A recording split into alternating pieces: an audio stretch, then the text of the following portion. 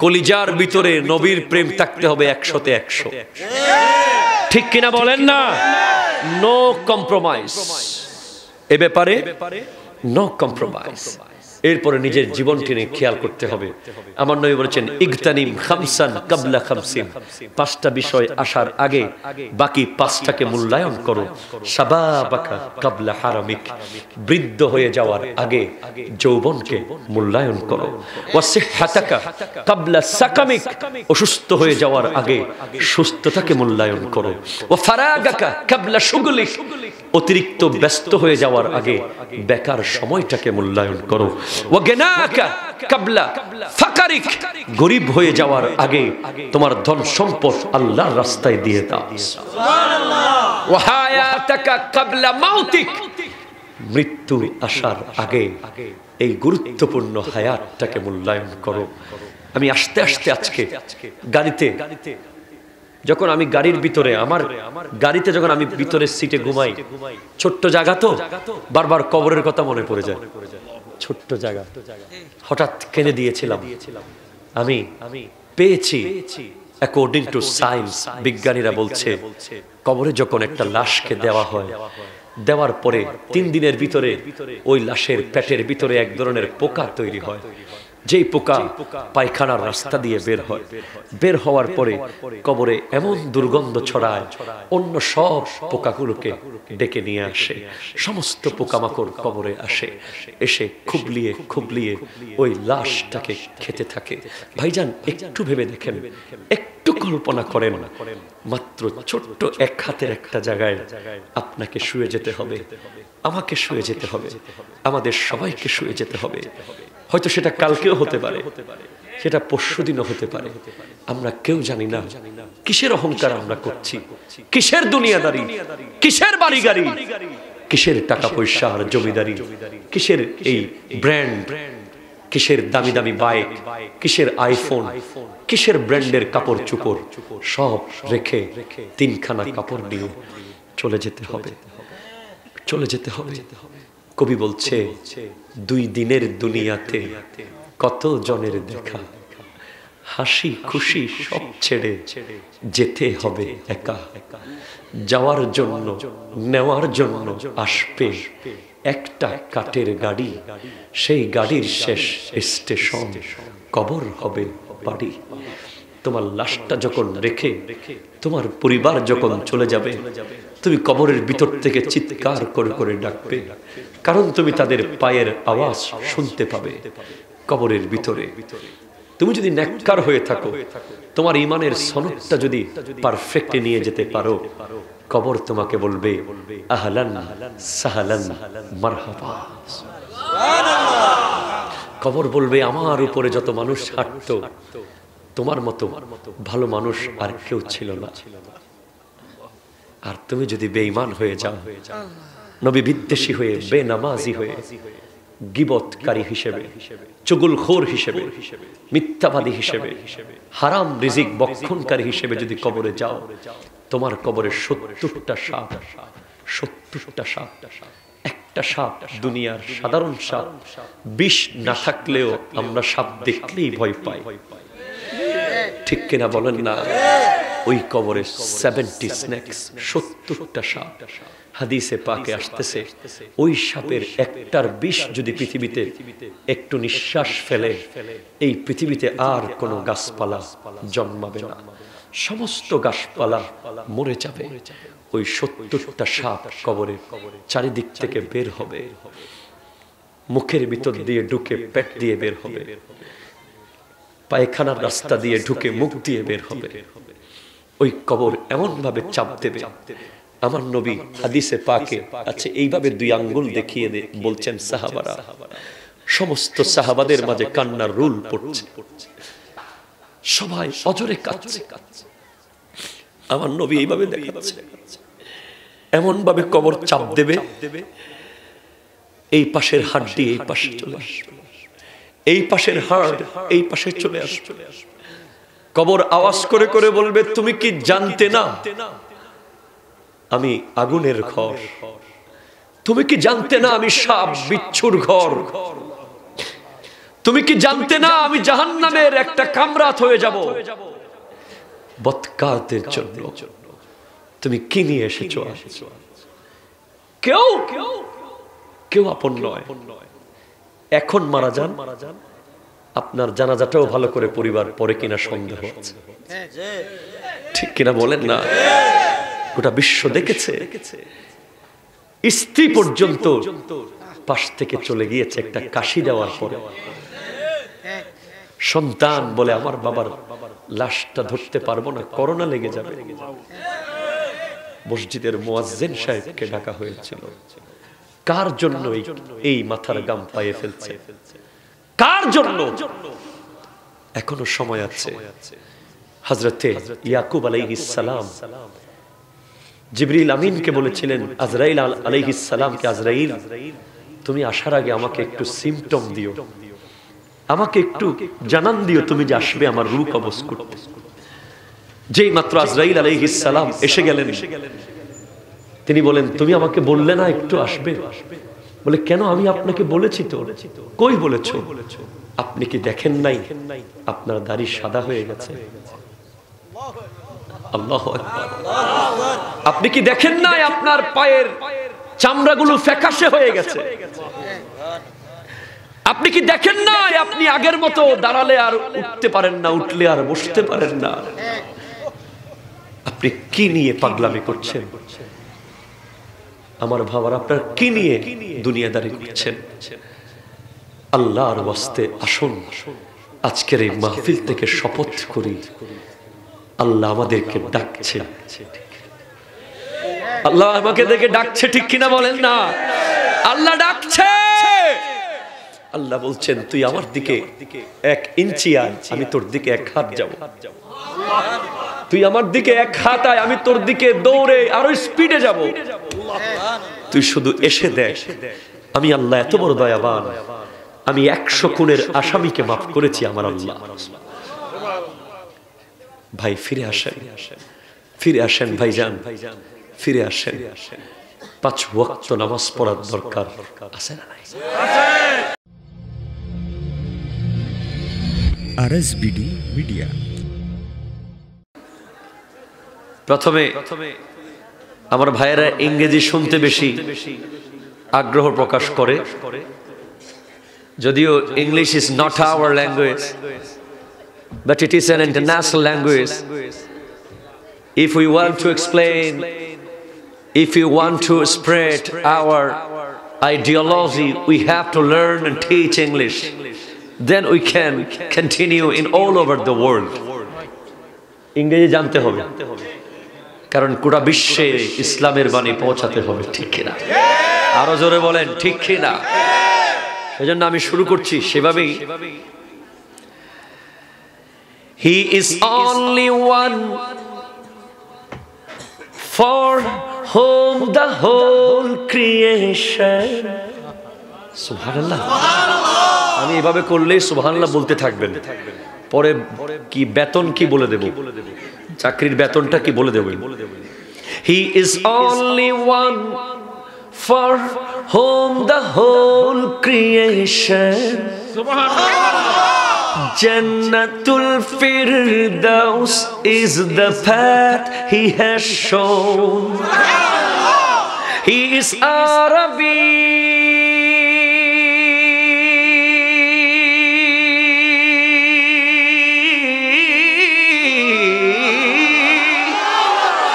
He is Arabian, Hashemian, Makki, Madani. He is my prophet, our messenger. Tini amar nabi, amader nabi. Tini amar nabi,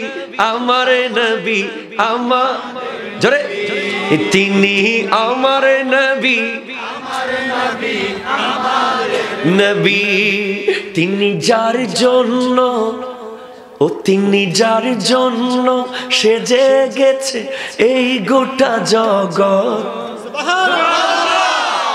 জান্নাতুল ফিরদাউস হলো তার দেখানো পথ। তিনি যার জন্য সেজে গেছে এই গোটা জগৎ, জান্নাতুল ফিরদাউস হলো তার দেখানো পথ।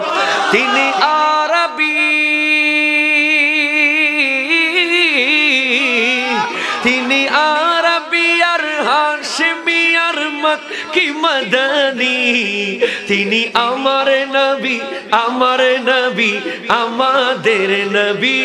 বলো আমার, হায় হায় আমার নবী, তিনি আমার নবী, আমার নবী, আমাদের নবী, তিনি আমার নবী, আমার নবী, আমাদের নবী। যার হৃদয়েরই, যার হৃদয়েরই প্রশস্ততা মহান খোদার শান, গোটা বিশ্বে তাহার জিকির চলে খোদাই ফরমান। যার হৃদয়েরই প্রশস্ততা মহান খোদার শান, গোটা বিশ্বে তাহার জিকির চলে খোদাই ফরমান। আল কোরআনেরই, আল কোরআনেরই পাতায় পাতায় গুণগান পাবি, আল কোরআনেরই পাতায় পাতায় গুণগান পাবি। তিনি আমার নবী, আমার নবী, দুটো হাত তুলে নবী, তিনি আমার নবী, নবী, আমাদের নবী, তিনি আমার নবী, আমার নবী, আমাদের নবী, তিনি আমার নবী, আমার নবী, আমার নবী। वो जिसके लिए महफिल कौनैन सजी है, फिरदौस बारी जिसके वसीले से बनी है, वो हाशमी, ओ हाशमी मक्की मदनी उल अरबी है, वो मेरा नबी, मेरा नबी है, वो मेरा नबी, मेरा नबी, मेरा नबी है, वो मेरा नबी है, वो लो बरा लो लो है, वो मेरा नबी है, वो है, वो मेरा नबी, मेरा नबी, नबी है, वो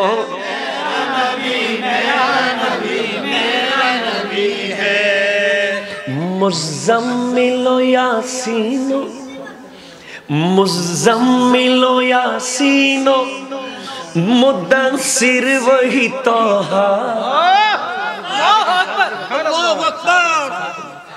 मुज़म्मिल और यासीन, मुद्दस्सिर और तोहा।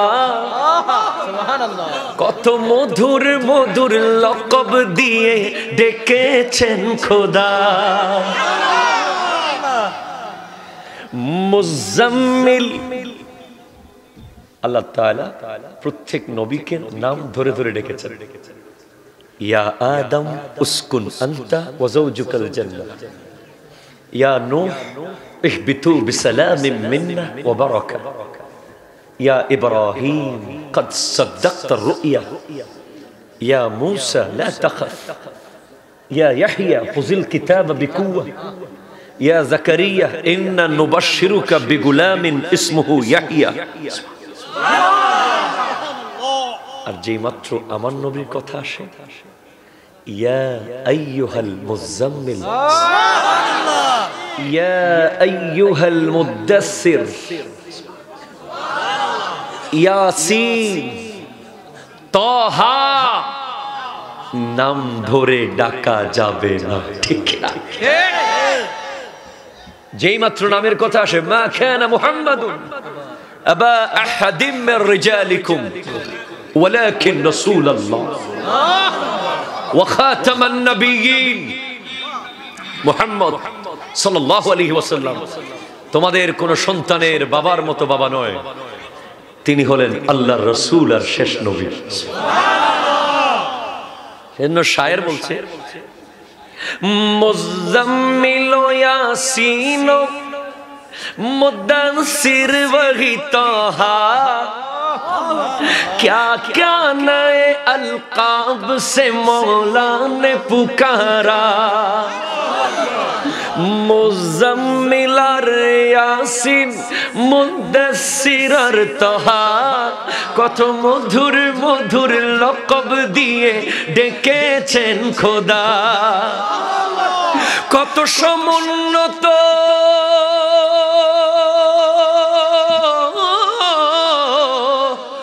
কত সমুন্নত মর্যাদা তার কাছেই সব পাবি তিনি আমার নবী নবী তিনি আমার নবী আমাদের নবী শেষবার বলেন মেরা নবী এই দুর্বল আওয়াজে হবে না পাশে বিশাল বড় পুকুর আছে আওয়াজ বড় করেন মেরা নবী तेरा नबी इनका नबी उनका नबी सबका नबी रब का नबी हमारा नबी আমি আমার বক্তব্যকে ইনশাআল্লাহ তাআলা আল্লাহ তৌফিক দান করলে 3 ভাগে ভাগ করার চেষ্টা করছি যেহেতু আজ আমরা এমন দিনে মাহফিলে এসেছি আমাদের বাংলাদেশের স্বাধীনতার 50 বছর পূর্তি সুবর্ণ জয়ন্তী গতকাল হলো একজন দেশপ্রেমিক হিসেবে দেশের জন্য কিছু কথা বলতে হবে ঠিক কিনা বলেন না the first part according to my country আমার দেশের প্রেম নিয়ে second part আকাইদ আহলে সুন্নাত থার্ড পার্ট যুব সমাজের করণীয়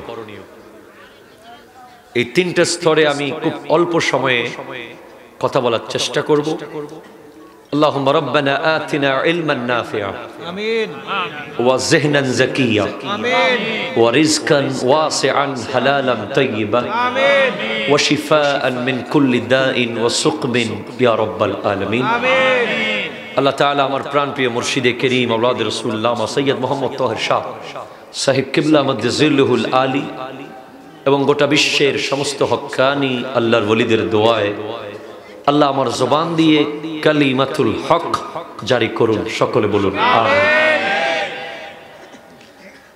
আমি কোরআনুল কারীমের সূরা বাকারা 221 নম্বর আয়াত থেকে তিলাওয়াত করার সৌভাগ্য অর্জন করেছি রব্বুল আলামিন ইরশাদ করছেন ওয়াল্লাহু يدعو إلى الجنة والمغفرة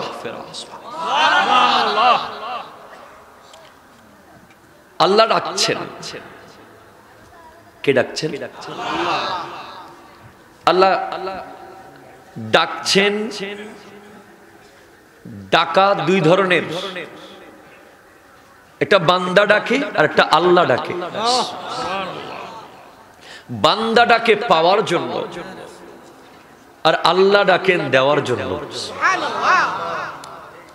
যেভাবে ফাসকুরুনি আযকুরকুম তুমি আমার স্মরণ করো আমি আল্লাহ তোমার স্মরণ করব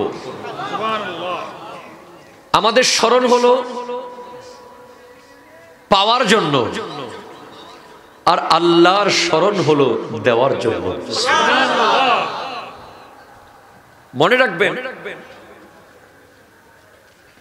আল্লাহর কাছ থেকে কারা পাবে আসলে আপনার এলাকায় যদি মাননীয় জনপ্রতিনিধি যিনি আছেন উনি যদি কোনো একটা সরকারি কোনো রিলিফ কিংবা কোনো গিফট দেয় ফার্স্টে ওনার কাছে কিছু স্পেশাল লিস্ট থাকে ঠিক কিনা কথা কর ঠিক কিনা ওই লিস্ট বরাবর আগে পৌঁছায় আপনিও যদি আপনার কোনো আত্মীয় স্বজনকে কোনো সহযোগিতা করেন আপনার যতই আপন আত্মীয় হোক তাদের ভিতরে কিছু খাস আছে ঠিক কিনা যাদের কাছে আপনি আগে পৌঁছান সবকিছু সেম দ্যাট গাউসে পাক শাইনশাহ বাগদাদ গৌসে সমদানি, কুতবে রব্বানি, শাহবাজে লামকানি, শাইখুল জিন্ন ওয়াল ইনস, শাইখুল কুল, মানবায়ে ফুয়ুজে রহমানি, হুজুর শেখ সুলতান সৈয়দ আব্দুল কাদের জিলানী, যিনি বলছেন আল্লাহ যাদেরকে ডাকে, আরো জোরে আরো জোরে আরো জোরে, যাদের স্মরণ আল্লাহ করে, যাদের স্মরণ আল্লাহ করে তারা কেমন হবে? গাউসে পাক বলছেন আমার মুরিদের ভিতরে যাদেরকে আল্লাহ স্মরণ করে, যাদেরকে আল্লাহ ডাকে, তারা হলো তারা রিজালুন ফি হাওয়াজিরিহিম সিয়ামুন, আরো জোরে আরো জোরে, ওয়া ফি যুলামিল লায়ালি কাল্লালি। তোমরা আমি আব্দুল কাদের জিলানীর মুরিদদেরকে জাগরা পাগরা চুল দেখে চিনবে না, তালা বাবা জোলা বাবা দেখে চিনবে না, ঠিক কিনা কথা বলেন না? তাদেরকে তোমরা ড্রেস আপ গেট আপ দেখে চিনবে না, তাদেরকে তোমরা চিনবে আমি আব্দুল কাদের জিলানীর যারা মুরিদ, যারা আল্লাহর নেককার বান্দার কাতারে লিস্ট নাম তুলে ফেলেছে, তাদেরকে তোমরা চিনতে পাবে। তারা দিনের বেলায় রোজা রাখবে আর রাতের বেলায় বিভিন্ন তাহাজ্জুদের জায়নামাজে অথবা মাহফিলের প্যান্ডেলে নবীর মজলিসে তাদেরকে এমন ভাবে জ্বলতে দেখবে যেভাবে অন্ধকার রাতে তারা জ্বলতে থাকে। ওয়া ফি যুলামিল লায়ালি কাল্লালি, গাউসে পাকের কথা, ওনার নিজের লেখা। তো আজকের এই প্যান্ডেল আপনারা যারা এখনো আসেননি, আমি স্ট্রেঞ্জ হয়ে যাচ্ছি, আপনি কি দেখেননি মাত্র 5 মিনিটের অডিও ফাঁস হয়েছে, সব তছনছ হয়ে গেছে, ঠিক কিনা কথা কর না ভাই? মাত্র 5 মিনিটে আসমান থেকে জমিনে, জমিনের আরো নিচ থাকলে আরো নিচে, আরো নিচ থাকলে আরো নিচে, আরো নিচ থাকলে আরো নিচে নিয়ে যেতে পারে কে? আরো জোরে বলেন কে? আবার তাহতা সারা থেকে মুহূর্তের মধ্যে আসমানে তুলতে পারে কে? আপনি কি ভয় পাননি এখনো? পাননি? আপনার কি ভয় হচ্ছে না? হচ্ছে না ভাই? আপনি কি জানেন না কাল হাসরের মাঠে আল্লাহর কুদরতের স্ক্রিনে এরকম লক্ষ লক্ষ ভিডিও অডিও ফাঁস হবে, ঠিক কিনা বলেন না? আপনি এখনো দুনিয়াদারি করছেন কিভাবে? আপনি এখনো মসজিদ মাহফিল থেকে দূরে কিভাবে আছেন? আপনি তো ভয়ে কলিজা ছিঁড়ে কলিজা ফেটে চিৎকার করে করে কাঁদার কথা, কিভাবে আপনি দাঁড়াবেন সেদিন? হুজুর হঠাৎ এই কথা কেন বলছেন? মনে রেখো যুবক, তোমার জন্য আমেরিকার এয়ারপোর্টের দরজা বন্ধ হয়ে যেতে পারে।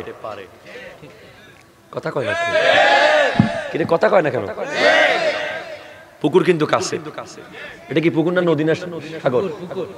আচ্ছা পুকুর, মাটনি। আমি তো আয়না সাগর মনে করছি। আল্লাহ কবুল করুক, আপনার ঘরে মাছ খাওয়ার তৌফিক দান করুক। তোমার জন্য এয়ারপোর্টের দরজা বন্ধ হয়ে যেতে পারে, ঠিক কিনা? তোমার জন্য ইভেন তোমার দেশের বিমানবন্দর থেকে বের হওয়া কঠিন হতে পারে। তোমার জন্য তোমার বাবার দরজা, মায়ের দরজা, ঘরের দরজা, সন্তানের দরজা, স্ত্রীর দরজা, গোটা বন্ধু বান্ধব, আত্মীয় স্বজন সবার গেট বন্ধ হয়ে যেতে পারে, কিন্তু আল্লাহ রাব্বুল আলামিনের দরজা 24 ঘন্টা খোলা। হাত তুলে বলেন ঠিক কিনা? আরো জোরে বলেন ঠিক কিনা বলেন। ডাকে কে? তোমাকে দুনিয়ার মানুষ ডাকে, কেউ ডাকে চল বন্ধু ব্যবসা করি, ঠিক কিনা বলো? তোমাকে কেউ ডাকে চল বন্ধু আজকে আড্ডা মারি, কেউ তোমাকে ডাকে চল বন্ধু একটা সিগারেট খাই, কেউ তোমাকে ডাকে বন্ধু সিনেমা দেখি। দুনিয়ার মানুষ স্বার্থ ছাড়া তোমাকে ডাকে না, দুনিয়ার মানুষ স্বার্থ ছাড়া তোমাকে ডাকে না। প্রত্যেকটা ডাকের মধ্যে স্বার্থ আছে না নাই? আরো জোরে বলেন আছে না নাই? স্ত্রী যখন ডাক দেয় তুমি বুঝতে হবে টাকা চায়, ঠিক কিনা? সন্তান যখন ডাক দেয় পরীক্ষার ফিস চায়, মা বাবা যখন ডাক দেয় আদর করে দিলেও আদরের ভিতরে কিছু না কিছু চাওয়া থাকে। কিন্তু রব্বুল আলামিন বলছেন তোমার গুনাহ, ইয়া ইবনা আদম লাউ বালাগাত যুনুবাকা ইনানাস সামাই, তোমার গুনাহ যদি আসমানের মেঘমালা পরিমাণও হয়ে যায়, ফাস্তাগফারতানি ফাগাফারতু লাকা, আমার কাছে এসে ক্ষমা চাও, আমি আল্লাহ তোমাকে 24 ঘন্টা জান্নাতের দিকে আর ক্ষমার দিকে ডাকতেছি ডাকতেছি ডাকতেছি। জোরে বলেন না সুবহানাল্লাহ। হাই হাই হাই ভাইজান, কই যান? কার কাছে যাচ্ছেন? কোথায় যাচ্ছেন? আপনার জন্য সব দরজা বন্ধ হয়ে যাবে, খোলা থাকবে রব্বুল আলামিনের দরজা। জোরে বলেন ঠিক কিনা বলেন? বাবারা আমার, আজ আমি আপনাদেরকে আরজ করতে চাই, আমাদের দেশে একটা দল আছে, ডোন্ট টেক আদারওয়াইজ, কেউ আমাকে ভুল বুঝবেন না। আমি এই ধরনের বক্তব্যগুলো খুব কম দেওয়ার চেষ্টা করি, কিন্তু আবার না দিলেও যুবকরা ভুল পথে চলে যাবে। আমাদের দেশে একটা দল আছে রবের দরজায় যাওয়া পছন্দ করে না, ঠিক কিনা কথা বলেন? যদি বলেন তারা কারা? হ্যাঁ আছে আছে আছে। যারা বলে নামাজের পরে মোনাজাত লাগে না, আছে নাকি হুজুর? আছে? না থাকলে কইতাম না, থাকলে কইমু। নামাজের পরে বলে মোনাজাতের কি দরকার? নামাজটাই তো মোনাজাত, আবার আল্লাহকে ডাকার কি দরকার? নামাজের ভিতরেই তো আল্লাহকে ডেকেছো, আবার দোয়ার কি দরকার? দোয়া করে না, সালাম ফিরাইয়া দৌড় মারে, কথা কন ঠিক কিনা? আবার আরেক দল আছে সুন্নাত পড়ে না, ঠিক কিনা? আবার আরেক দল আছে তারাবির নামাজ পড়ে 8 রাকাত, কথা কন ঠিক কিনা? আবার আরেক দল আছে শবে বরাত মানতে চায় না, আরেক দল আছে শবে মেরাজকে পছন্দ করে না, আরেক দল আছে আমার নবীর মিলাদুন নবীর জুলুস দেখলে তাদের চুলকায়, কথা কন ঠিক কিনা? আরো জোরে বলেন ঠিক কিনা বলেন? আমি বলতে চাই, তাদেরকে আমি আঙ্গুল দিয়ে বলতে চাই, আমার আল্লাহ ডাকছে। তুমি কে? হু আর ইউ? তুমি কে? আমাকে বাধা দিচ্ছ, ঠিক কিনা? ঠিক কিনা? তুমি জিন্সের প্যান্ট পরে দুবাই থেকে এসে, সৌদি আরব থেকে এসে হঠাৎ করে তুমি বলতেছো মোনাজাত লাগে না, ঠিক কিনা কথা কন না? নামাজের ভিতরেই নাকি মোনাজাত হয়ে গেছে। আমি তোমাকে বলতে চাই, খামোশ, সাবধান হয়ে যাও। আমার আল্লাহ বলতে লাগলেন বিসমিল্লাহির রহমানির রহিম, উদউনি আস্তাজিব লাকুম, আমাকে ডাকো আমি তোমাদের ডাকে সাড়া দেব। ইন্নাল্লাযীনা ইস্তাকবিরুনা আন ইবাদাতি সায়াদখুলুনা জাহান্নামা দাখিরিন, যারা আমার ইবাদত নিয়ে অহংকার করে তারা শীঘ্রই জাহান্নামে চলে যাবে, জাহান্নামে চলে যাবে, জাহান্নামে চলে যাবে, ঠিক কিনা কথা কও? আজকের দিনে যারা বলতে চায় নামাজ পড়েছি মোনাজাত লাগবে না, তারা বলতে চায় আমরা অহংকারী, ঠিক কিনা বলেন না? তারা নিজেকে অহংকার সাব্যস্ত করছে, অহংকারী, কারণ সে বলছে আমি দুনিয়ার মানুষের কাছে সুপারিশের উপরে সুপারিশ করতে পারি। একটা চাকরির জন্য বাপ, দাদা, নানা, খালা, ফুফা, চাচা যত আছে, ঠিক কিনা কথা কন, যত দরখাস্ত আছে, যত লিংক আছে, যত লবিং আছে, প্রত্যেকটা জায়গায় আমরা নক করতে পারি, কিন্তু আমার আল্লাহর কাছে দরখাস্ত দিতে গেলে তোমাদের চুলকায় কেন? তাহলে আমি স্পষ্ট বলতে চাই, তোমার ভিতরে হিংসা আছে, তুমি বাতিল বাতিল বাতিল, ঠিক কিনা? আরে হাত তুলে বলেন ঠিক কিনা বলেন? আওয়াজগুলো পকেটে করে নিয়ে যায়েন না, আওয়াজ দিয়ে যান। ঈমান তাজা করেন। আসেন এবার আমার নবী বলেছেন ইন্না বনি ইসরাঈলা তাফাররাকাত আলা সিনতাইনে ওয়া সাবঈনা মিল্লাতান সাতাফতারিকু উম্মতি আলা 73 মিল্লা কুল্লুহুম ফিন নার ইল্লা মিল্লাতান ওয়াহিদা ক্বালু মান হিয়া ইয়া রাসূলুল্লাহ ক্বালা মা আনা আলাইহি ওয়া আসহাবি। মোট 73টা জাহাজ রওনা হয়েছে জান্নাতের খোঁজে, জান্নাতের দিকে, জান্নাতের আশায়। 72টা জাহাজ ডুবে যাবে, একটা জাহাজ গিয়ে জান্নাতে নক করবে। হযরত আল্লামা মুল্লা আলী কারি রাহমাতুল্লাহি আলাইহি বলেন লা শাক্কা ওয়ালা রাইবা হুম আহলুস সুন্নাতি ওয়াল জামাত। আল্লাহ এ তাকবীর তাকবীর না এখানে জানেন না? সুবহানাল্লাহ জোরে বলেন না, আরো জোরে বলেন না। হুজুর এবার আপনার কাছে প্রশ্ন, আসেন রাখেন। হুজুর আমরা দেখতেছি ইদানিং আমাদের দেশে একটা দল বাইর হইছে, ঠিক আছে না? নাই কথা কয় না ভাই, বিশ্বাস করেন আমি কারো বিরুদ্ধে বলতে আসি নাই চাঁদপুরে। আমি একটু ইতিহাস বলতে এসেছি। ইতিহাস বলার দরকার আছে না নাই? ইতিহাস বিকৃত হয়ে গেলে অসুবিধা আছে, ঠিক কিনা? যেমন মুক্তিযুদ্ধের ইতিহাস বিকৃত হয়ে গেলে অসুবিধা আছে, ঠিক কিনা? প্রত্যেকটা ইতিহাস দলিল। আজ তুমি দুবাই থেকে এসে হঠাৎ করে এখানে হাত বাঁধতেছো, হঠাৎ করে তুমি বারবার হাত তুলতেছো, হঠাৎ করে তুমি জোরে জোরে আমিন বলতেছো।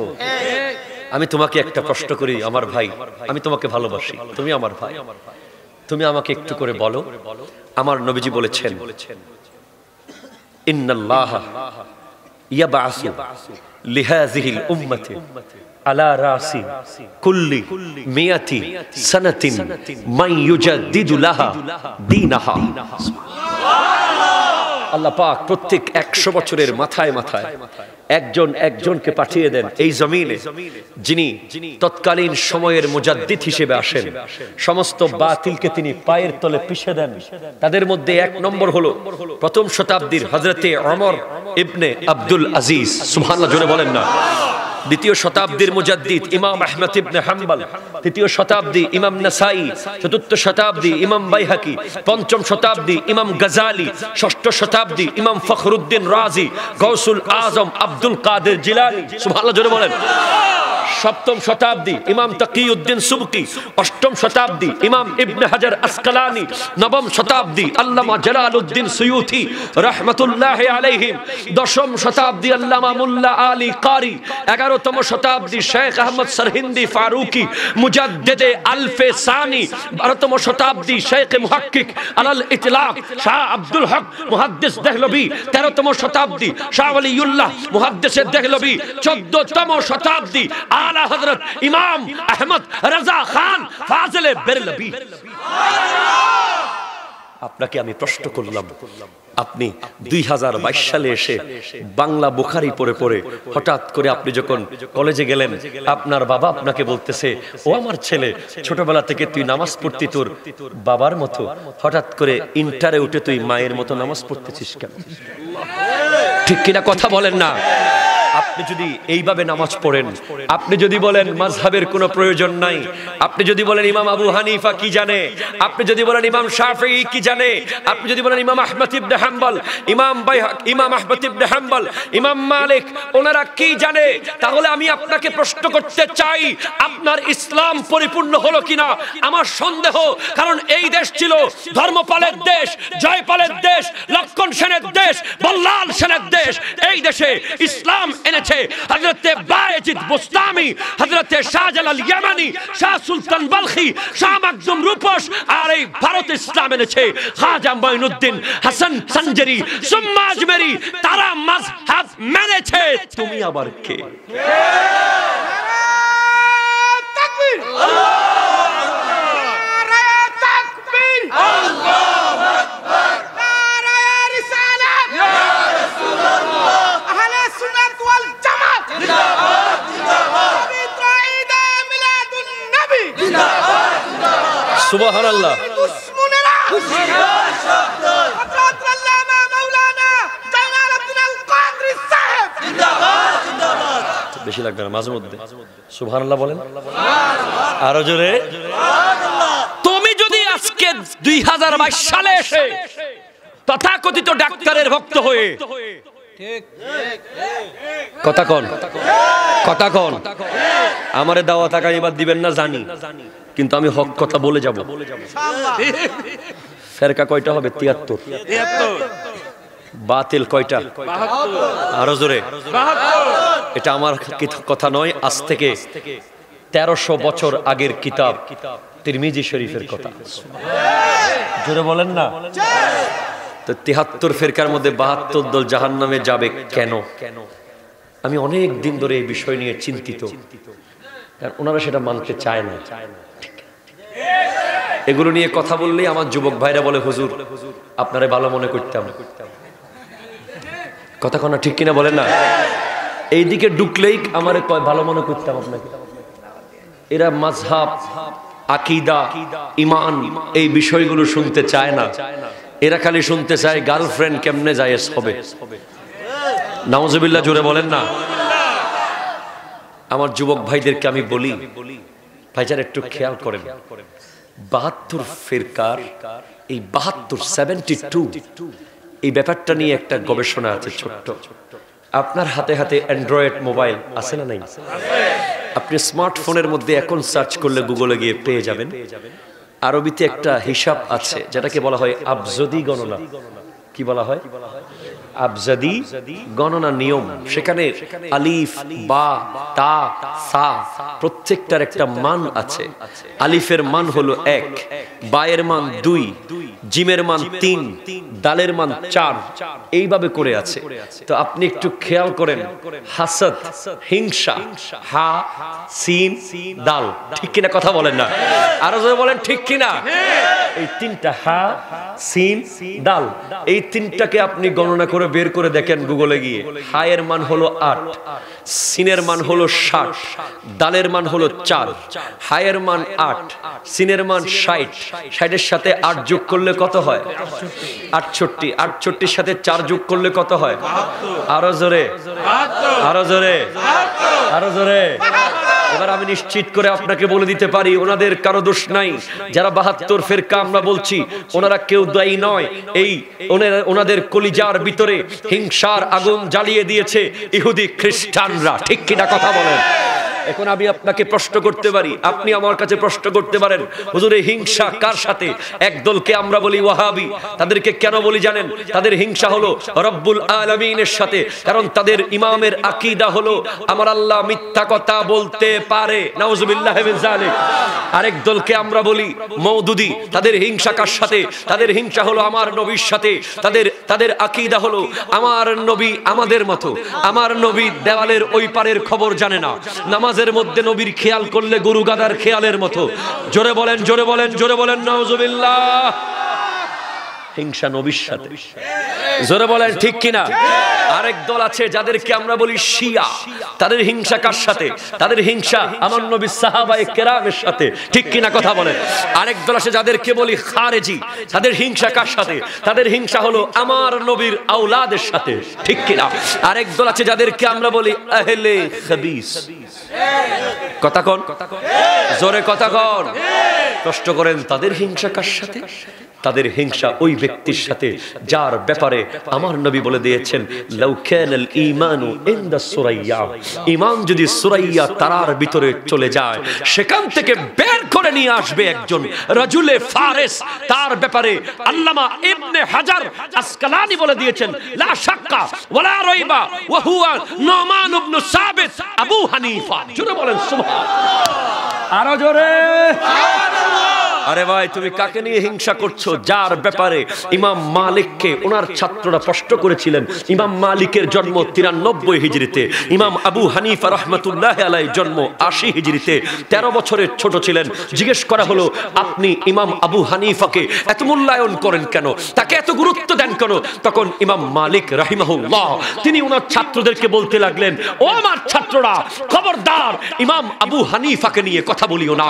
ওনার ইলমের গভীরতা এত উচ্চতায়, এই মুহূর্তে উনি যদি বলে এই মাটির পিলারটা এটা মাটি নয়, এটা স্বর্ণ, উনি প্রমাণ করতে পারবে। তার ব্রেইনে এত মগজ দিয়েছে আমার আল্লাহ। আরো জোরে। তুমি কাকে হিংসা করছো? কোন মাযহাবের ইমামদেরকে হিংসা করছো? তুমি মাযহাব মানবে না, তুমি কোরআনের বিরুদ্ধে যাচ্ছ। কোরআন বলতে লাগলেন ইয়াউমা নাদউ কুল্লা উনাসিম বিইমামিহিম, কাল কিয়ামতের মাঠে প্রত্যেক ব্যক্তিকে তাদের ইমামের নাম ধরে ধরে ডাকা হবে, ইমামের নাম ধরে ডাকা হবে। যেই মাত্র বলা হবে ইয়া হানাফি, আরো জোরে আমরা হাত তুলব।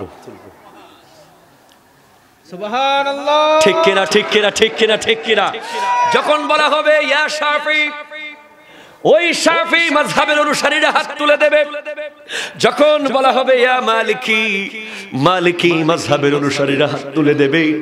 যখন বলা হবে ইয়া হাম্বলি, হাম্বলি মাযহাবের অনুসারীরা হাত তুলে দেবে। আর যাদের কোনো মাযহাব নাই, তার মানে রাস্তা নাই। কথা কন, রাস্তা ছাড়া কই যাবি রে বাবা? রাস্তা ছাড়া না জমিন দিয়ে যাবি, না আসমান দিয়ে আসবি, না পানি দিয়ে আসবি, না পায়ে হেঁটে আসবি। যেদিকে আয় তোর একটা না একটা রাস্তা লাগবে। তোমাকে আমি বলে যাই, উঠে যাও না, শুনে যাও। কিতাবের নাম আল ফৌজুল কবির ফি উসুলিত তাফসীর। সুবহানাল্লাহ। জোরে বলেন না। লেখকের নাম শাহ ওয়ালিউল্লাহ মুহাদ্দিস দেহলভী রাহমাতুল্লাহ। তিনি ওনার কিতাবে লিখতেছেন, তিনি লিখছেন, তিনি বলছেন আমার জীবনের শ্রেষ্ঠ প্রাপ্তির মধ্যে একটা প্রাপ্তি হলো আমি কোরআন বুঝি। জোরে জোরে। উনি কোন পরিবারের সন্তান? আপনি ভারতের দিল্লিতে চলে যান, আপনি দেখবেন ওই পরিবারের ঘরের গেটে লেখা আছে বাবুল হাদিস, হাদিসের দরজা। ওই পরিবার শাহ আব্দুল হক মুহাদ্দিস দেহলভী রহমাতুল্লাহ আলাইহি, ওই যত মুহাদ্দিস দেহলভী আছে ওনাদের পরিবারের মাধ্যমেই এই উপমহাদেশে হাদিস এসেছে। উনি বলতে লাগলেন আমি মনে মনে মনস্থ করলাম, আমি তো কোরআন বুঝতেছি, আমি নিজে একটা মাযহাব বানাই। কে? শাহ ওয়ালিউল্লাহ মুহাদ্দিস দেহলভী রাহমাতুল্লাহ আলাইহি। উনি বলতেছেন আমি মনে মনে নিয়ত করলাম আমি তো কোরআন বুঝতেছি মোটামুটি, আমি নিজে একটা মাযহাব বানাই, নিজে গবেষণা করে বের করি, নিজেই সমাধান বের করি। এভাবে উনি চিন্তা করার পরে রাত্রেবেলা যখন উনি ঘুমালেন, স্বপ্নে আমার নবীর আগমন হয়ে গেল। জোরে বলেন না। আমার দয়াল নবী কারো স্বপ্নে যদি আসে, আমার নবী বলেন মানরানি ফিল মানামি ফাকাদ রাআল হক ফাইন্নাশ শাইতানা লা ইয়াতামাসসালু বি। কেউ যদি আমাকে স্বপ্নে দেখে, নিশ্চয়ই নিশ্চয়ই আমি নবীকেই দেখবে। আমার সুরত পৃথিবীর কেউ ধারণ করতে পারে না, শয়তান ধারণ করতে পারে না। আমার নবী এসে শাহ ওয়ালিউল্লাহ মুহাদ্দিস দেহলভীকে বলে ও শাহ ওয়ালিউল্লাহ তুমি কি মনে মনে ভাবছো?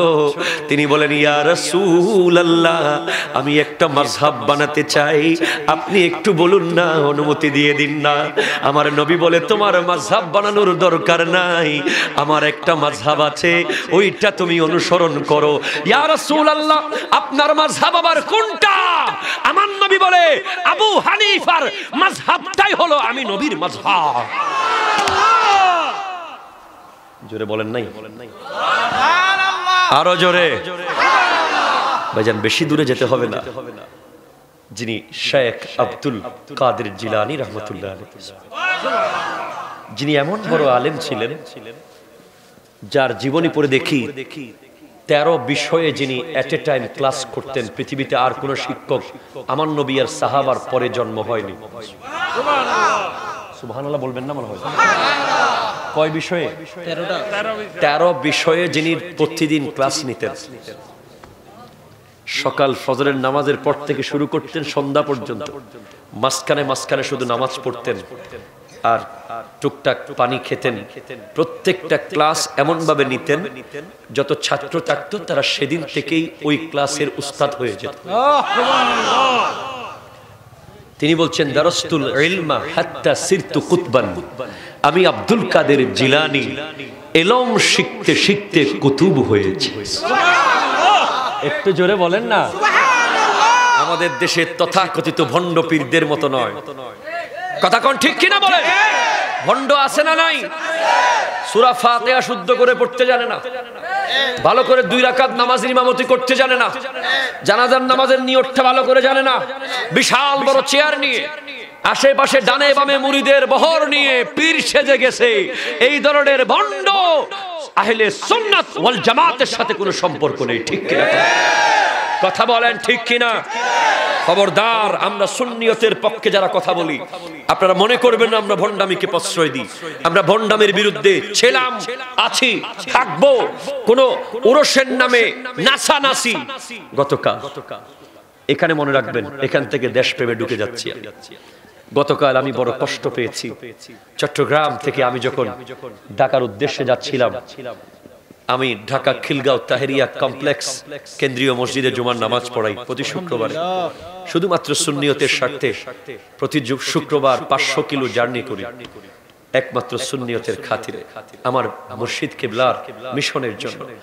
আমি যখন বের হলাম রাত তখন 12:30, চট্টগ্রাম থেকে মাহফিল করে আমি আসার পথে কোন এক স্পটে দেখলাম বিজয় দিবস উপলক্ষে নারী পুরুষ একসাথে নাচতেছে।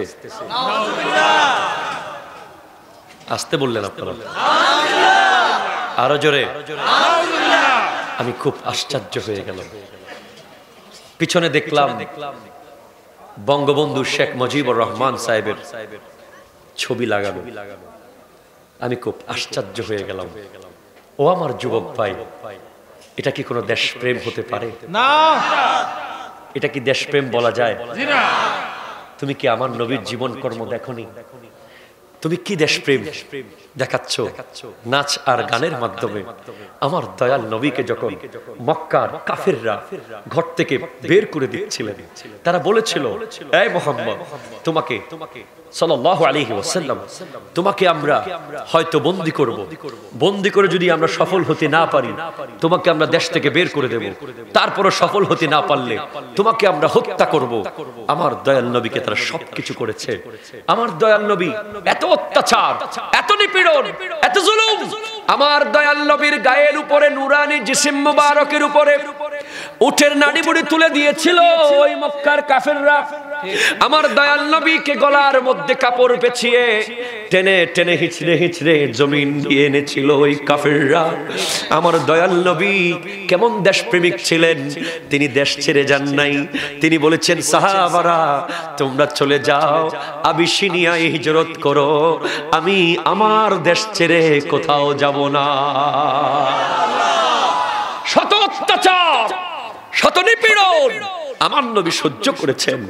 আমার আল্লাহ কোরআনে বলছেন, লা উকসিমু বিহাযাল বালাদ, হাবিব আমি শপথ করছি ওই শহরের, যে শহরে কাবা ঘর আছে সেজন্য নয়, সেই শহরে সাফা মারওয়া আছে সেজন্য নয়, সেই শহরে আবে জমজম আছে সেজন্য নয়, সেই শহরে আমি শপথ করছি ও আনতা হিল্লুম বিহাযাল বালাদ, ওই শহরটা আপনার জন্মভূমি।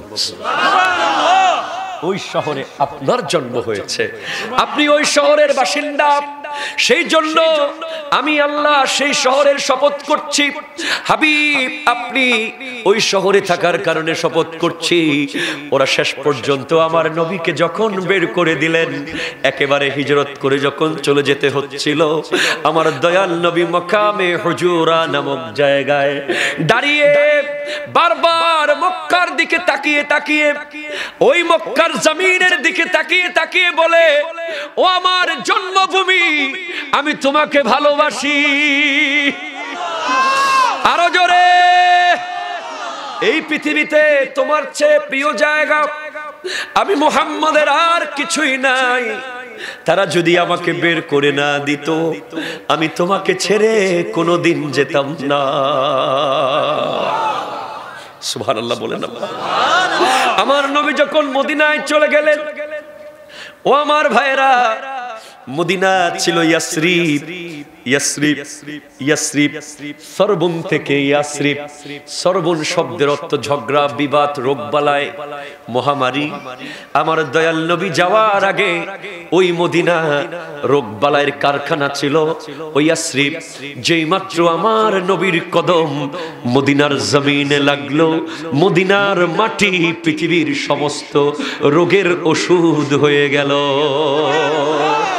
শায়ের বলে, Your name was Yasrib, very west country. Your environment was very, very dirty. Your name was Yasrib, very west country. Yasrib নামে ছিলে তুমি অলক্ষণের দেশ, বড় মারাত্মক যে ছিল তোমার পরিবেশ। নবীর ছোঁয়ায় হয়ে গেলে সোনার মদিনা, নবীর জোরে জোরে সব ভুলিব কিন্তু তোমায় ভুলতে পারি। আহা সোনার মদিনা আমার প্রাণের মদিনা, আহা সোনার মদিনা আমার প্রাণের মদিনা। সবই ভুলিব কিন্তু তোমায় ভুলিনি, ভুলবো না, ভুলিনি, আহা ছাড়িনি, তাই ছাড়তে পারি না। সব ছাড়িব কিন্তু তোমায় না, সবই ভুলিব কিন্তু তোমায় ভুলতে পারি না। তোমার বুকে আমার নবীর কদম পড়েছে। আপনার কষ্ট হচ্ছে মনে হয় ভাই, কষ্ট হচ্ছে? তোমার বুকে আমার নবীর কদম পড়েছে, তোমার বুকে জিবরিল আমিন সদা এসেছে। তোমার বুকে আমার নবীর কদম পড়েছে, তোমার বুকে জিবরিল আমিন সদা এসেছে। অধম বলে কেমন করে যাব মদিনা, বলো অধম কেমন যাব মদিনা। সবই ভুলিব কিন্তু তোমায় সামনে থেকে পিছনে থেকে ডানে বামে নবীর প্রেমে সবই ভুলিব কিন্তু তোমায় ভুলিনি, ভুলিনি, আহা ভুলতে পারি না। সবই ভুলিব কিন্তু তোমায়। সুবহানাল্লাহ, জোরে বলেন না, আরো জোরে। যেই মাত্র আমার নবীর কদম মদিনায় লেগে গেল, WHO ওয়ার্ল্ড হেলথ অর্গানাইজেশন গত বছর ঘোষণা দিয়েছে গোটা বিশ্বের সবচেয়ে স্বাস্থ্যকর জায়গার নাম হলো মদিনা। সুবহানাল্লাহ বলেন না। আমার দয়াল নবী যখন মদিনায় চলে গেলেন,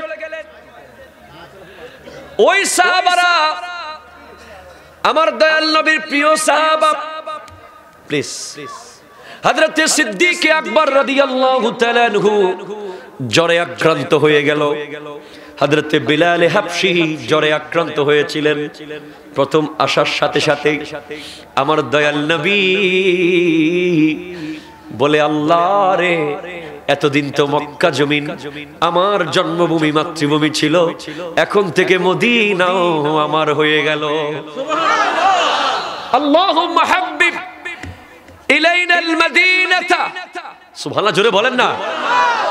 আল্লাহ আপনি মদিনাকে আমাদের জন্য প্রেমময় করে দিন, এমন ভাবে করে দিন মক্কা জমিন যেভাবে আমাদের কাছে প্রেমময় করে দিয়েছিলেন, মদিনাকে আল্লাহুম্মা হাব্বিব ইলাইনাল মদিনাতা কাহুব্বিনা মক্কাতা আও আশাদ্দা, মক্কার চেয়ে আরো বেশি মদিনার প্রেম আমাদের কলিজায় ঢুকিয়ে দেন। সুবহানাল্লাহ বলেন না। এরপরে দোয়া করেছেন আমার নবী, বলেছেন আল্লাহুম্মা বারিক লানা ফি সাইনা ওয়া মুদ্দিনা, মদিনার ব্যবসায়ীদের যারা হিজরত করে এসেছে, যারা আনসার, যারা মুহাজির, তাদের মুদ, তাদের সা, ব্যবসার যে ওজন করার যে দাড়ি পাল্লা, এগুলোর মধ্যে আপনি বরকত দান করুন। এবং দোয়া করেছেন ওয়ানকুল হুম্মাহা ফাজআলহা বিল যুহফা, এবং মদিনার মধ্যে যে জ্বর রোগ বালায় সেগুলোকে এখান থেকে বের করে যুহফার মধ্যে পাঠিয়ে দিন। সুবহানাল্লাহ, একটু জোরে বলবেন না আপনারা? শুধু তাই নয়, আমার নবী মদিনায় যাওয়ার পরে মদিনার দাম কিভাবে বেড়ে গেল। আমাদের দেশে একদল আছে যাদের কথা বলতেছিলাম, তারা বলে হজ করতে যাবি মক্কা, মদিনায় যাবি না। আছে না নাই? আছে না নাই? আছে না নাই? তারা শুধু মক্কায় যাব, মক্কায় যাব, কাবা ঘরে 1 রাকাতে 1 লাখ, 1 রাকাতে 1 লাখ, এই ঘোষণা দিয়ে দিয়ে মানুষকে বিভ্রান্ত করে। হ্যাঁ, কাবা ঘরে 1 লাখ অবশ্যই, এতে কোনো সন্দেহ নেই, কিন্তু তুমি তো কিতাব পড়ো নাই। তুমি যদি কিতাব পড়তে, মুত্তাফাক আলাইহি হাদিস বুখারী মুসলিমের মধ্যে এসেছে, ক্বালান নবী সাল্লাল্লাহু আলাইহি ওয়াসাল্লাম আল্লাহুম্মা ইজআল বিল মদিনাতি দি'ফা মা জাআলতা বিমক্কাতা মিনাল বারাকা, আল্লাহ তুমি মক্কার জমিনে যে বরকত দিয়েছো তার ডবল মদিনাতে দাও। সুবহানাল্লাহ। দোয়া করেছেন কে? আরো জোরে।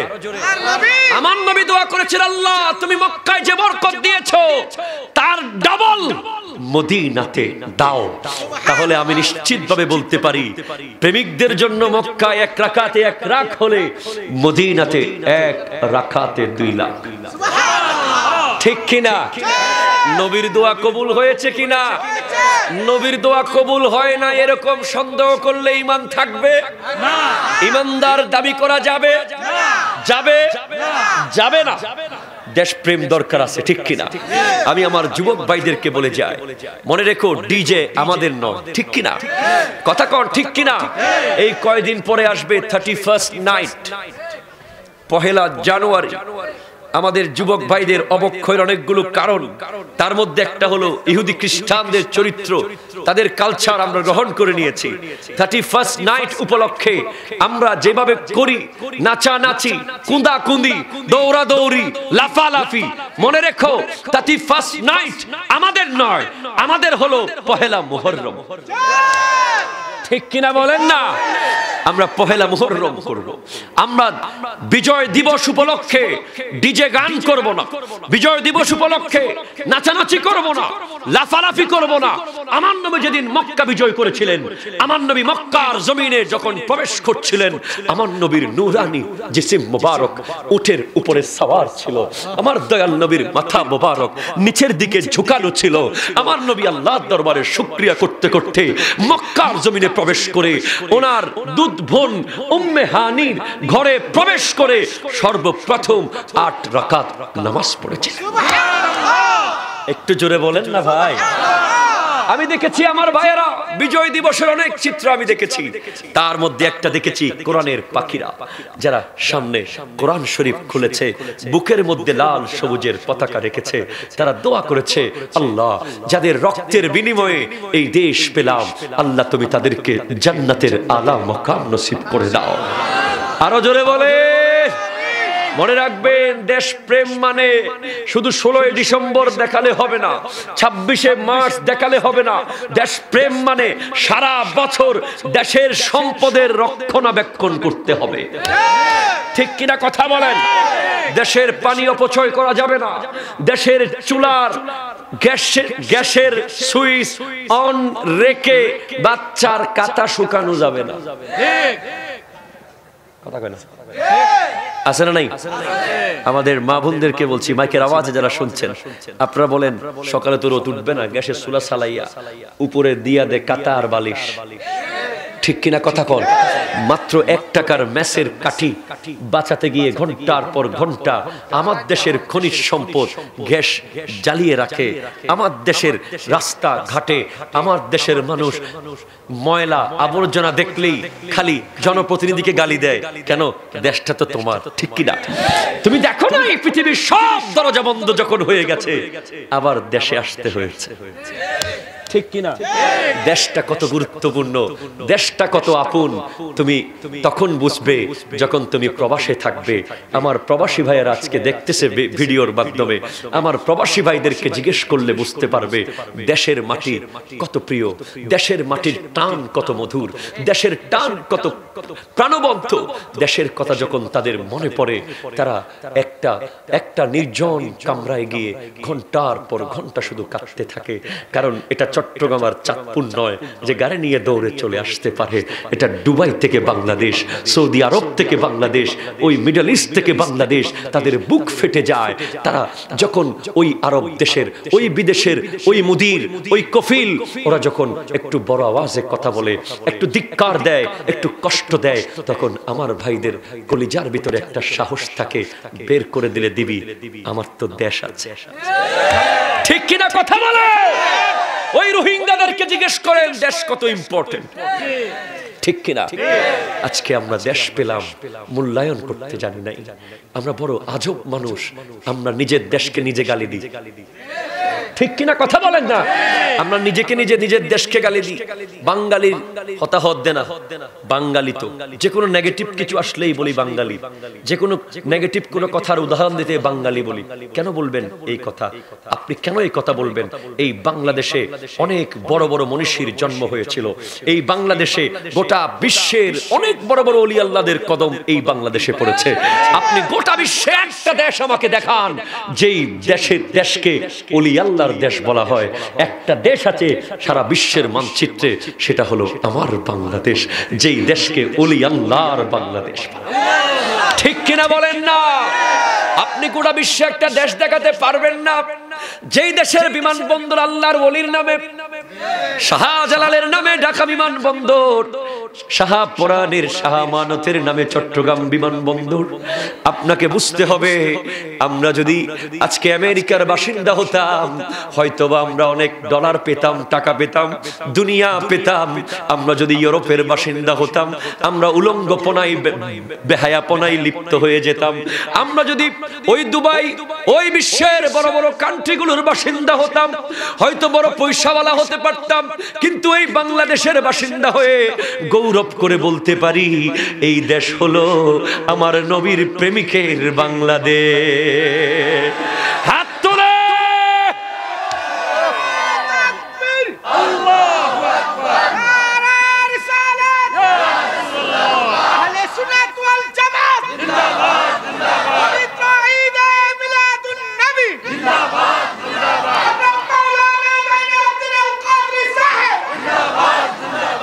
সুবহানাল্লাহ বলবেন না? আপনাদের কষ্ট হচ্ছে বাবা? নো, আজকের পর থেকে দেশের সম্পদ নিজের মনে করতে হবে, ঠিক কিনা বলেন না? একটা গাছ কেটে দেবেন না, রাস্তার ইট ফেলে দেবেন না, যাওয়ার সময়, চলার সময়, উঠার সময়, বসার সময়। ওই ভারত আমাদের পার্শ্ববর্তী দেশ, আমি সফরে গিয়ে আশ্চর্য হয়ে গেছি কেমন দেশ প্রেম। তারা বিদেশি কোনো ওষুধ ব্যবহার করে না, বিদেশি কোনো গাড়ি ব্যবহার করে না, বিদেশি কিছুই ব্যবহার করে না। নিজের দেশের প্রত্যেকটা প্রোডাক্টে তারা মূল্যায়ন করে। আর আমরা আমার দেশের প্রোডাক্ট না কিনে মার্কেটে গিয়ে অন্য দেশের প্রোডাক্ট খুঁজি, ঠিক কিনা বলেন না?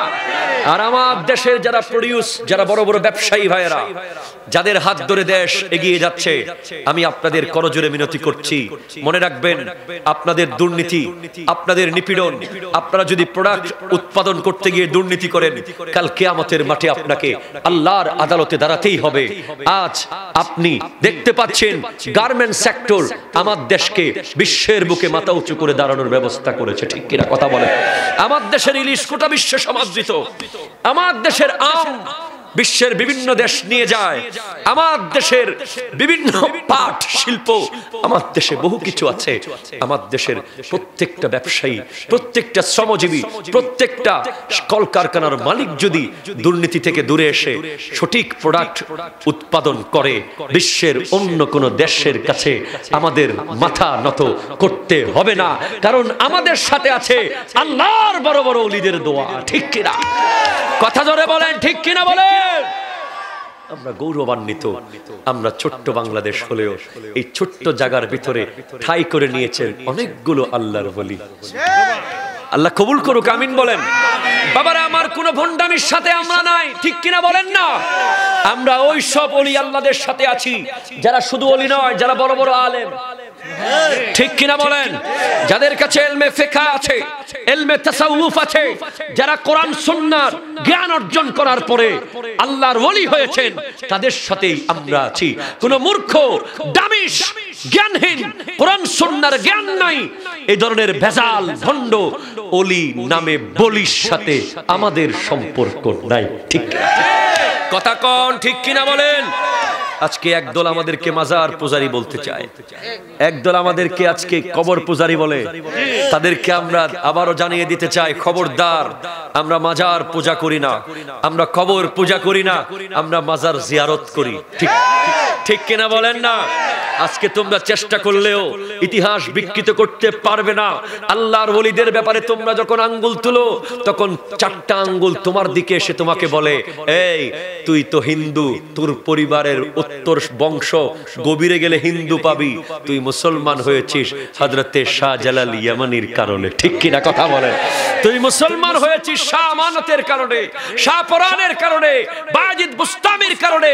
এই জায়গার ব্যাপারে কোনো কম্প্রোমাইজ করতে পারবি না। সুতরাং তুই যদি এখানে হাত বাঁধিস, তাহলে তো শাহজালালের গুলা ভুল ছিল। ঠিক কিনা কথা বলেন? ওগুলো ভুল হতে পারে?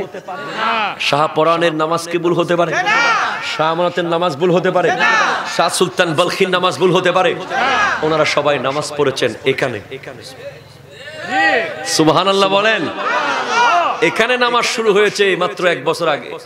4-5 বছর আগেও আমাদেরকে এগুলো নিয়ে কথা বলতে হয় নাই, কারণ মাযহাবের বড় বড় ইমামরা তাদের অনুসরণ করেছে। যুগের বড় বড় মুজাদ্দিদ আলা হযরত মাযহাবের অনুসারী ছিলেন। খুদ গৌসুল আজম আব্দুল কাদের জিলানী, যেখান থেকে আমি এসেছি, যিনি জ্ঞানের এক মহাসাগর ছিলেন, উনি পর্যন্ত হাম্বলি মাযহাবের অনুসারী ছিলেন। খুদ ইমাম বুখারী, যার কাছে 1 লক্ষ হাদিস মুখস্থ ছিল। আরো জোরে তিনার কি দরকার ছিল মাযহাব অনুসরণ করার? তিনিও শাফিঈ মাযহাবের অনুসারী ছিলেন। ভাইজান চলে আসুন। কুল্লু শাইইন ইয়ারজিউ ইলা আসলিহি, প্রত্যেক বস্তু তার মূলের দিকে ফিরে যায়। আপনারা যদি মূলের দিকে ফিরে না আসেন, তাহলে জাহান্নামের গেট খোলা। কথা কয় না? কথা কয় না? সবাইকে জাহান্নামে পাঠাইয়া তোমরা একদল জান্নাতে যাইবা, এটা কোনোদিন হতে পারে না। তোমাদেরকে আমি বলতে চাই, আচ্ছা তোমরা তো আহলে হাদিস, তোমরা তো সুন্নাহ মানো না, তোমরা তো মাযহাব মানো না, তো হাদিসের ভিতরে তো আছে আমার নবী 17 মাস ওই মসজিদে আকসার দিকে ফিরে নামাজ পড়েছেন। তুমি হাদিস সবগুলো মানো, ওইটা মানো না কেন? কথা কোন? আমি যখন উত্তর খুঁজি তুমি বলো হুজুর ওটা তো আগের হাদিস। ঠিক কিনা? তো পরেরটা কোনটা? কাবার দিকে যখন ফিরে গেছে ওইটা পরের। ঠিক কিনা? তো কি হয়েছে, অসুবিধা কি? বলে আগেরটা হাদিস, পরেরটা সুন্নাহ। সুবহানাল্লাহ জোরে বলেন না। তো হাদিস মানলে তোমার ইচ্ছা মতো তো মানতে পারবে না। ঠিক কিনা বলেন? যেগুলো তোমাদের অনুকূলে যায় সেগুলো মানো, যেগুলোর ভিতরে আমার নবীর প্রেমের কথা আছে সেগুলো মানো না, যেগুলোর ভিতরে আল্লাহর শান আছে সেগুলো মানো না। বোঝা যায় তোমাদেরকে টাকার নোটের ভিতর দিয়ে হিংসা দিয়ে দিছে ওরা। ঠিক কিনা? জোরে কোন ঠিক কিনা বলেন? খবরদার, আল্লাহর ওয়াস্তে তোমাদেরকে বলে যাই যুবক ভাই, দুনিয়া থেকে যাওয়ার সময় একটা সনদ এনশিওর করে যেতে হবে। কোরআন স্পষ্ট বলে দিয়েছে, ইয়া আইয়ুহাল্লাযীনা আমানু ইত্তাকুল্লাহা ওয়া কুনু মা'আস সাদিকিন, সাদিকিনদের অন্তর্ভুক্ত হয়ে যাও। কোরআন বলেছে আতিউল্লাহা ওয়া আতিউর রাসূলা ওয়া উলিল আমরি মিনকুম, আল্লাহ এবং তার রাসূলকে অনুসরণ করো। এবং উলিল আমর মানে হলো যারা উলিল ফিকহে, যারা মুজতাহিদ, ফিকহার জ্ঞান যাদের আছে তাদেরকে অনুসরণ করো। সুবহানাল্লাহ, আরো জোরে। কোরআন বলছে ফাসআলু আহলা যিকরি ইন কুনতুম লা তা'লামুন, তুমি যখন জানো না তুমি জানার জন্য চলে যাও যারা জানে। হাদিসে পাক খোলো, তুমি দেখতে পাবে আমার দয়াল নবী হযরতে মুআজ ইবনে জাবাল রাদিয়াল্লাহু তাআলা আনকে যখন পাঠাচ্ছিলেন গভর্নর বানিয়ে, তখন জিজ্ঞেস করছেন মুআজ তুমি কি করবে? তিনি বলছেন ইয়া রাসূলুল্লাহ, আমি কোন সমাধান করতে গিয়ে প্রথমে আল্লাহর কোরআন দেখব, সেখানে যদি না পাও আমি আপনি নবীর হাদিস দেখব, সেখানে যদি না পাও তখন আমি নিজে নিজে ইস্তিহাদ করে গবেষণা করে বের করব। আমার নবী তাকে দোয়া করে দিয়েছিলেন। আরো জোরে। শুধু তাই না, আমার নবী বলেন ফাক্তাদু বিল্লাযিনা আবু বকরিন ওয়া উমর, আমি নবীর পরে তোমরা আবু বকর আর উমরকে অনুসরণ করবে, ওটাই মাযহাব। আরো জোরে। অনেকে বলে নবীর আমলে কি মাযহাব ছিল, নবীর সময় কি মাযহাব ছিল? ওরে বেকুব, নবীর সময় মাযহাব কেন থাকবে? নবী তো নিজেই মাযহাব, ঠিক কিনা বলেন না? নবীর সময় আর অন্য কে মাযহাব হবে? নবী যেখানে উপস্থিত তিনিই তো মাযহাব, তিনিই তো শরীয়ত, তিনিই তরিকত, তিনি হাকিকত, তিনি মারিফত, ঠিক কিনা? এরপরে নবীর পরে সাহাবায়ে কেরাম হলো মাযহাব, ঠিক কিনা? এরপরে তাবেঈনগণ মাযহাব, তাবেঈনদের মধ্যে ইমাম আবু হানিফা রাহমাতুল্লাহ আলাইহি। তুমি প্রশ্ন করতে পারো আমি কেন পারবো না, আমি নিজে বের করব। আরে বেকুব, তুমি কোত্থেকে বের করবে? ইমাম আবু হানিফা রাহমাতুল্লাহ আলাইহি যিনি এক রাকাতে 15 পারা পড়তেন। সুবহানাল্লাহ, আরো জোরে। কয় পারা? 15 পারা দিয়ে এক রাকাত নামাজ। সুবহানাল্লাহ, আসতে বললেন ভাই। সুবহানাল্লাহ, আপনি বিশ্বাস করতে পারবেন না, কারণ আপনি সারা জীবন সূরা ইখলাস ছাড়া কিছু পড়েন নাই তো। সূরা ইখলাস আর সূরা কাউসার, এই দুইটাকে আপনি একদম জীবনের জন্য বরাদ্দ করে ফেলাইছেন। কথা কয় না? আরো জোরে। আর ইমাম আবু হানিফা রাহমাতুল্লাহ আলাইহি এক রাকাতে 15 পারা।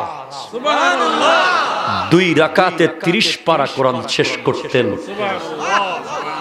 তুমি ইমাম হবে, তুমি মাযহাবের ইমাম হবে, যিনি 40 বছর একাধারে ইশারের উযু দিয়ে ফজরের নামাজ পড়েছেন। যার কাছে ডিবেট করতে এসেছিল তৎকালীন সময়ের এক নাস্তিক, বলেছিল আল্লাহ মানি না। নাস্তিক আছে না নাই? আছে না নাই? আল্লাহ মানে না। তো ইমাম আবু হানিফাকে ডাকা হলো ডিবেট করার জন্য। ইমাম হানিফার টাইম দিলেন আগামীকাল এতটা বাজে আসবো। নাস্তিক সাহেবকে বলবো এতটা বাজে থাকার জন্য। ধরেন টাইম দিছে 2টা। কয়টা? দুপুর 2টা। ইমাম আবু হানিফা রাহমাতুল্লাহ আলাইহি আসলেন 3টা বাজে। নাস্তিক সাহেব বলে কি করলেন আপনি? আপনি 3টায় আইলেন কেন? 1 ঘন্টা পরে। বলে আমি থাকি নদীর ওই পারে। খেয়াল করেন। বলে তো? বলে আমি নদীর পারে যখন আসলাম একটা গাছ অটোমেটিক কেটে গেছে, অটোমেটিক কেটে তক্তা হয়ে গেছে। সুবহানাল্লাহ। একটু পরে, একটু পরে, সুবহানাল্লাহ, একটু পরে দেখেন সুবহানাল্লাহ। এরপর কি হইলো? বলে তক্তা অটোমেটিক নৌকা হয়ে গেছে। সুবহানাল্লাহ। প্লিজ সুবহানাল্লাহ একটু পরে বলবেন, শেষ করি কথাটা। এরপর বলে নৌকায় মাঝি ছিল, বলে না অটোমেটিক চলা শুরু করছে। তো আমি অটোমেটিক উঠে গেছি, অটোমেটিক নৌকা ওই পারে আসি গেছে। নাস্তিক বলে আপনার মাথায় কি সমস্যা আছে? গাছ কেমনে অটোমেটিক কাটে?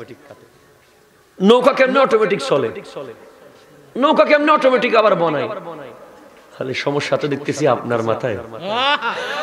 সুবহানাল্লাহ বলেন না? বলে কেমন? আমার মাথায় সমস্যা মানে? বলে গাছ যদি অটোমেটিক কাটতে না পারে, নৌকা যদি অটোমেটিক তৈরি হতে না পারে, অটোমেটিক চলতে না পারে, আসমান অটোমেটিক দাঁড়িয়ে থাকতে পারে না। একজন রব সৃষ্টিকর্তা আল্লাহ আছে।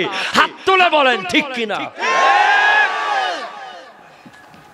জমিন অটোমেটিক দাঁড়িয়ে থাকতে পারে না, গাছ অটোমেটিক উঠে যেতে পারে না, ফুল অটোমেটিক ফুটে যেতে পারে না, বৃষ্টি অটোমেটিক পড়ে যেতে পারে না। নিশ্চয়ই একজন আছে, ঠিক কিনা? নাস্তিক পালাইলো, নাস্তিক পালিয়ে গেল। ইমাম আবু হানিফা রাহমাতুল্লাহি আলাইহি, যিনি ৬০,০০০ মাসলা বের করেছেন ৫০০ আয়াত থেকে। আরো জোরে তুমি করবে? তুমি পারবে? তুমি তো জিন্সের প্যান্ট পরে পরে ঘুরো, ঠিক কিনা? দুবাই থেকে আসি, বেনসনের প্যাকেট টেনশনে আছে না নাই? তুমি বিদেশ গিয়েছো রেমিটেন্স যোদ্ধা হিসেবে, তোমাকে আমি শ্রদ্ধা করি, আই স্যালুট ইউ। কিন্তু সেখান থেকে কোন দলিল দেখায়ও না সৌদি আরব ইসলামের দলিল নয়, ঠিক কিনা বলেন না? দুবাই শহর ইসলামের দলিল নয়, ইসলামের দলিল হলো কোরআন এবং সুন্নাহ। কথা কন, খবরদার আহলে হাদিস হওয়ার কোনো উপায় নাই। আমার নবী বলেছেন আহলুস সুন্নাতে ওয়াল জামাআত। নবীজি বলেছেন তারাকতু ফীকুমুস সাকালাইন লান তাদিল্লু মা ইন তামাসসাকতুম বিহিমা কিতাবাল্লাহি ওয়া সুন্নাত রাসূলিল্লাহ। দুটো জিনিস রেখে যাচ্ছি, একটা হলো আল্লাহর কোরআন আর একটা আমি নবীর সুন্নাহ। সুবহানাল্লাহ। সেজন্য আমরা সুন্নাহ পালন করি। বুকে হাত বাঁধাও হাদিসে আছে, পেটে হাত বাঁধাও হাদিসে আছে। আগে বুকেরটা আগে, পেটেরটা পরে। আগেরটা হাদিস, পরেরটা সুন্নাহ। জোরে আমিনও হাদিসে আছে, আস্তে আমিনও হাদিসে আছে, আস্তে আমিন হাদিসে আছে, জোরে আমিনও হাদিসে আছে। আগেরটা হাদিস, পরেরটা সুন্নাহ। আগেরটা জোরে, পরেরটা আস্তে, পরেরটা সুন্নাহ। সুবহানাল্লাহ জোরে বলেন না? এরপরে বারবার হাত তোলা হাদিসে আছে, হাত না তোলাও হাদিসে আছে। আগেরটা হলো হাদিস, পরেরটা হলো সুন্নাহ। না তোলাটা সুন্নাহ, তোলাটা হাদিস। কথা কোন ঠিক কিনা? এরপরে আপনাদেরকে দেখি একদল, তারা নামাজের মধ্যে যেন জিম আসছে। জিম আছে না নাই? জিমে গেলে কেমনে দাঁড়ায়? সেক দিয়া। নামাজেও দাঁড়ায় তারা দেখি এক কদম, এক ট্যাং কুমিল্লা। কথা কন আছে আছে আছে না থাকলে কই না কই আসেনি? মসজিদে আগে জায়গা হইতো 50 জন, এখন আছে 25 জন। আগে যে মসজিদে 500 জন আটতো, এখন আটে 150 জন। কি হুজুর সমস্যা কি হলো? একজন 3 জনের জায়গা খাইছে। কেমনে খাইছে? ওই এক ট্যাঙ্গের সাতপুর আর এক ট্যাঙ্গের ঢাকা। জিজ্ঞেস করলাম কেন দে? হ্যাঁ হাদিসে আছে। কি হাদিস? বুখারীতে আছে যে যখন নামাজের ভিতরে তোমাদের দুজনের মাঝখানে ফাঁক থাকে, ছাগলের বাচ্চার মতো শয়তান ঢুকে যায়। বুঝলাম, তুমি যে দুই পায়ের মাঝখানে বিশাল জায়গা গেলে গরুর বাচ্চা ঢুকে যেতে পারবে, তো বড় অসুবিধা হয়ে যাবে, ঠিক কিনা? কথা কন। এখন আমি তোমাকে বলে যাই, তুমি তো হাদিস একটা পড়েছো, পরেরটা আর পড়ো নাই। তোমার ডাক্তার সাহেবও সেরকম। এক ডাক্তারের কাছে রোগী গেছে, কয় হুজুর ট্রিটমেন্ট করেন। রোগীর লোহা গরম করে লাগাই দিছে। করে কি এটা কি ট্রিটমেন্ট? রোগী মারা গেছে। পুলিশ আসি গেছে। পুলিশ আসি কয় আপনি কি করলেন এটা? বলে রোগী মরে গেছে। কেন? ট্রিটমেন্টে মরে গেছে। কি ট্রিটমেন্ট করছেন? ওষুধ দিছেন? না, লোহা গরম করে লাগাই দিছে। এটা জ্বরের ওষুধ। এই কোথায় পাইলেন আপনি? বলে আমি বইয়ে পাইছি। বই দেখান। বইয়ে পাইছি। বইয়ে লেখা আছে প্রচন্ড গা গরম হলে লোহা গরম করে লাগিয়ে দিবা। ফিসটা শেষ। ফিসটা এখন ফরের ফিসটা লেখা আছে রোগী যদি মহিষ হয়। কথা তো বুঝেন নাই মনে হয় আপনারা। রোগী কি হইলে? এখন মহিষ এটার ফরে নাই। এটা ওই ফিসটা না পড়ি ট্রিটমেন্ট করেছে মানুষের। এরকম আছে না নাই? আছে না নাই? আছে না নাই? 10-12টা ওষুধের নাম জানলে এমবিবিএস হওয়া যায় না রে বাবা। প্যারাসিটামলের নাম আমিও জানি। গ্যাস্ট্রিক হইলে, বাতাস বাইরে হইলে সেকলো আমি দিতে পারি, ঠিক কিনা? কথা কন আরো জোরে। পায়খানা বাড়ি গেলে ফ্লাজিল। অনেক নাম তো জানি। আবার ব্র্যান্ডের নাম জানি। এইচ, নাপা, আছে না নাই? প্যারাপাইরল, আছে না নাই? আরো বহু কিছু জানি, অনেক নাম জানি। হার্টের মধ্যে কোলেস্ট্রল বাড়ি গেলে কি খাই যে টেন, কি টেনেরটা খাই? অ্যাডোবা, হ্যাঁ আছে না নাই? মাথা ব্যথা ডিসপিন আছে না নাই? এখন আপনি যদি কোন হুজুর আপনি তো অনেক ওষুধের নাম জানলেন, হুজুর আমার আব্বার হার্টের 5টা ব্লক আছে, একটু কিছু করেন। আমি কি করতাম? আমি সুরি একটা কাড়ি ফেলালে হইব? হইব নি? কোথায় নিতে হবে?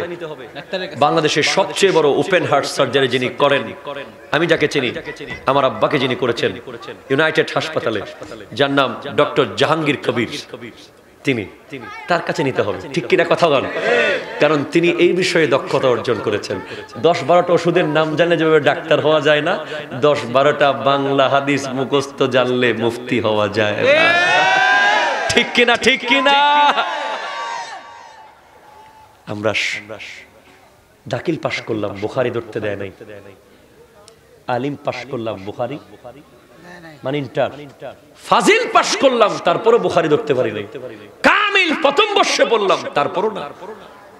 কামিল মাস্টার্স দ্বিতীয় বর্ষে ওঠার পরে শেরে মিল্লাত আল্লামা মুফতি উবাইদুল হক নাইমি রাহমাতুল্লাহ আলাইহি, গোটা বিশ্বের শ্রেষ্ঠ একজন মুহাদ্দিস, শেখুল জামিয়া, উনি সবক দিলেন ইন্নামাল আমালু বিন্নিয়াত।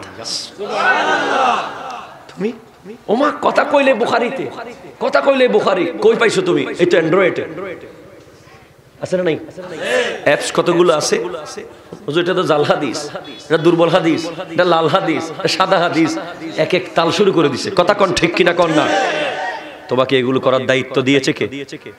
তোমাকে কেউ দায়িত্ব দেয় নাই। তোমাকে বলেছে ফাসআলু আহলা যিকর ইন কুনতুম লা তা'লামুন, তুমি যারা জানে তাদের কাছে যাবা, তাদের কাছ থেকে শিখবা, তোমার জ্ঞান পরিপূর্ণতা লাভ করবে।